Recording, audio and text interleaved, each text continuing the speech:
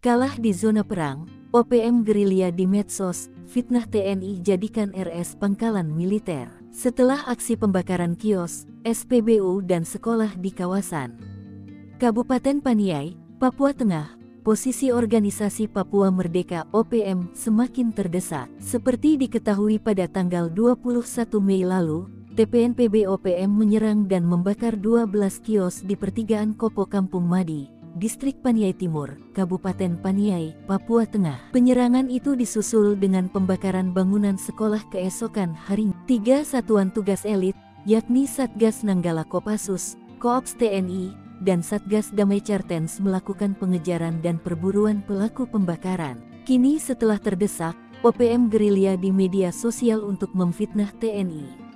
Yang terbaru menyebar kabar rumah sakit dijadikan pangkalan militer. Dilansir tribunpapua.com, Kapendam 17 Cenderawasih Letkol In Chandra Kurniawan, Minggu, tanggal 26 Mei tahun 2024 menegaskan berita yang beredar di media sosial tentang adanya pengusiran pasien RSUD Madi Paniai Timur Kap.